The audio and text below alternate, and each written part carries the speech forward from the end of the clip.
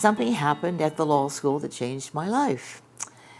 And there were 2 women in my class, 1 African American, and 69 others, 72 altogether. A legal professional fraternity invited us all to join, and we all did. 6 weeks later, the headquarters of the fraternity wrote and said, "Sorry, no women, no blacks." The president of our law school class called us all together and said, "This is wrong." This is 1950, before there was desegregation in the United States. "Let's all resign and form the UCLA Law Association." And we did. And I walked up to him. His name was Donald Barrett. I said, "Donald, whatever led you to do that?" He said, "I've been going to Baha'i meetings in Westwood Village." I said, "Oh, that must be Hindu." I'd never heard it. No. Must be Buddhist. No. It's an independent world religion. And it's changing my view of my own life. It teaches about the equality of women and men. It teaches about the abolition of racism. I was born in California, San Pedro, down near the ocean. Always was a lover of the ocean. My father was a building contractor. My mother was a teacher. I had an older sister and a younger sister. When I was in the 2nd grade, we moved from San Pedro, which is near the ocean, up into central Los Angeles. I had a very happy childhood with animals. My mother had trained for the Olympics in swimming, and so we grew up being great swimmers, and it was a big part of our life. I went to the same high school, Los Angeles High School, that my mother had gone, had the same Latin teacher, and then went on to UCLA, get a bachelor's degree. And I didn't really know what I wanted to be, but I thought I wanted to be a social worker. And during my summers, I worked for the YMCA because it was after the war and very few men were around. And I worked with underprivileged kids. And I thought, well, I'll be a social worker. They needed health care, they needed medical care, they needed food, they needed appropriate housing. But I came home one day and said to my family, "You know, I'm going to be a lawyer," because every time I went to get help for these kids, they would say, "The law says this and the law said that," and I said, "I'm going to be a lawyer and change all of that." So I went to the UCLA Law School. There were 72 of us in my class, and I should add, another counselor for the YMCA was the man to become my husband. And he went to law school at the same time I did, a different law school, because we decided to pay our own way. He worked for a law firm in the afternoon. At UCLA, we were not permitted to work. As I completed my studies at the law school, being only one of 2 women, I did have an offer from a downtown law firm, one of the few that made offers to women. And then I was privileged to have at law school the former dean of the Harvard Law School, Dean Roscoe Pound. I had him for 7 courses. He had a profound influence because he said, it doesn't matter what the laws are. If there's no access to justice, it doesn't matter what the laws are. He recommended me for a research position at the University of Southern California, writing a book on how to improve the court system in Los Angeles County. Everyone said, in fact, all my women friends said, "You've got to take the law firm position. You've got to pave the way for women." But I didn't like the adversary system in law school. And one of my attractions to the faith was the Baha'i concept of consultation. I was invited to be the first woman faculty member at the University of Southern California. There were very few women faculty members in the whole United States. And I taught a course on law reform because I just finished writing this book with this professor. and I added the concept of mediation. At a faculty meeting, I heard one faculty member say to another, "What is Dorothy teaching? Mediation. That's not law." The answer was, "Oh, she's just trying to make everyone love each other." Well, it gives me great pleasure to say that mediation is the hottest topic in the justice system today. The dean made me an assistant dean because I love working with students and student organizations. I was active in the student body at UCLA, was student body vice president. My whole concept was really bringing people together and unifying them. And then I became associate dean, and then the regular dean became ill, and we did a nationwide search for dean. All of the people that we interviewed, and I was on the search committee, were men. My husband and I had all 5 children vacationing at the beach, and I got a call from the secretary of the president of the university. "The president wishes to speak to you now." And I said, "Oh, please, Mrs. Murray, I'm on vacation. We have just another week to go.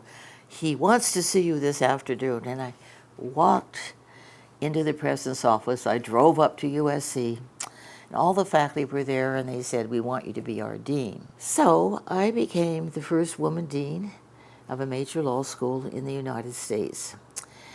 Now, Baha'is do not participate in partisan politics. So when I was appointed a judge of the United States Court of Appeals, there had only been one in the whole United States. President Carter appointed 10 of us. How did you ever get appointed? I never belonged to a political party. I was always an independent. But the fact that I was the only woman dean of a major school, every president appointed me to a commission. I was 22. My husband was 23. But I met him as a YMCA counselor in the 11th grade. At that particular time, he didn't pay a lot of attention to me. I had braces, but then we continued to be camp counselors. When we started, he went to Stanford, was sent there by the Navy, but then he transferred to UCLA where I was. And I was the swimming director of the camp, and he became camp director. So we had known each other a very long time. He was accepted at Stanford Medical School, but decided to take the law exam with me just for fun. The law exam, one half was identical to the medical exam, and I never took an exam sitting near him again because he flipped through it, and I had a very difficult time. But when we decided that maybe we wanted to get married, Stanford wrote and said he needed a $2,000 microscope. He needed about $10,000 worth of equipment. So he decided, "I'll go to law school. Then you'll put me through medical school." Well, we went through law school, and that was enough. But here again, I had known him forever. And my parents thought he was God's gift to the world. And his parents sort of liked me too, so our parents became very, very good friends. So here again, it was very fortunate for me. And we got married the middle of our first year of law school. I was in law school at a time when it was legal, it was illegal in many states for blacks to marry whites. I grew up in law school at a time when women in some states were not allowed to own property. Their rights as widows or as wives, some women couldn't have bank accounts, et cetera, et cetera. There were just so many inequalities that I couldn't believe still existed. And this is what attracted me to the Baha'i faith, that in all these countries of the world, all over the world, people were resolving conflict peacefully through the art of consultation. you have to have good laws, but you have to have access to justice, and that people themselves can come up with problem solving. They know more. People sue often not for what they want, but because they're mad about something and so forth. And if you bring that out in mediation, say, what do you think would be fair? It is just amazing how people come together.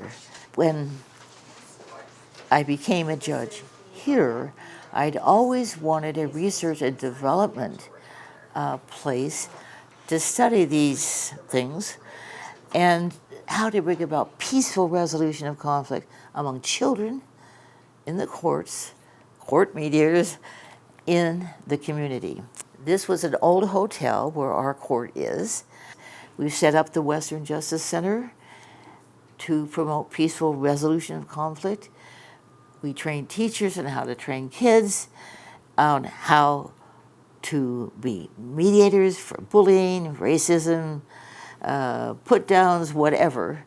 We have the internet, chat rooms where they can talk to us. We now have 9 mediators in our court. Other courts of appeals have mediators now. And then in the community, we work with the police department.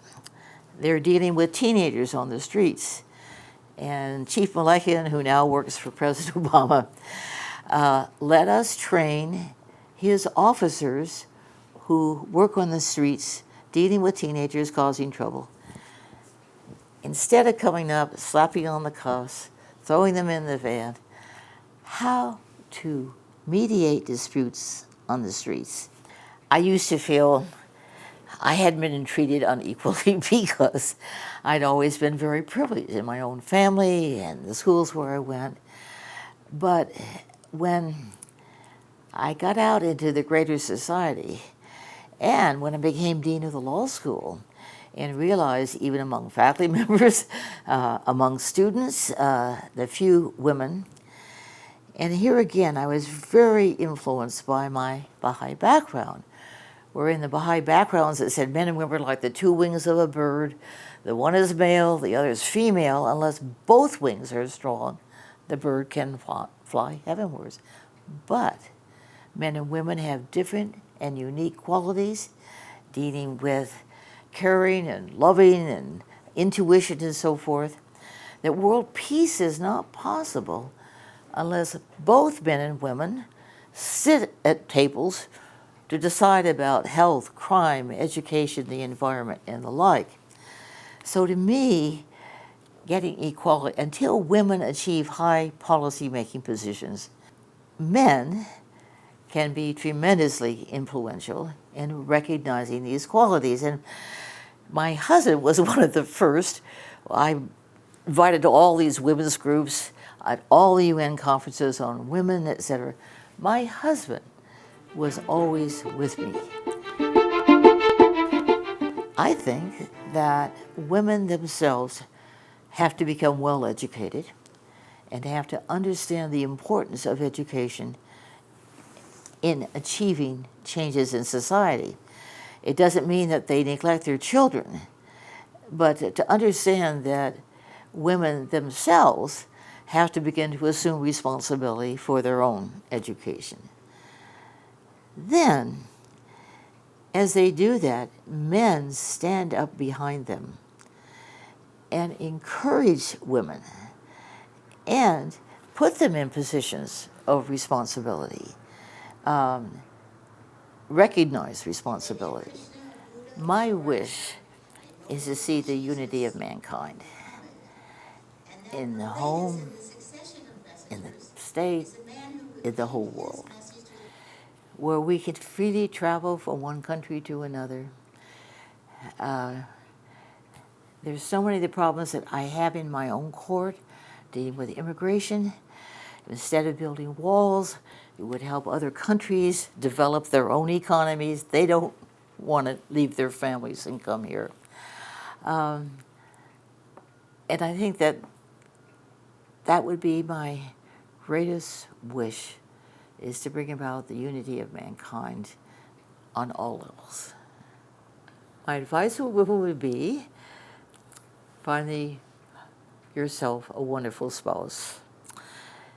Be a good mother, get a good education, because the women basically are the first teachers of the children. The fathers have a responsibility, but the mothers basically give as much attention to your children, especially during the first 5 years of their lives before they are in school, although many children are in school now at the age of 3, preschool. And then try to be encouraging to other women to be of service to their community.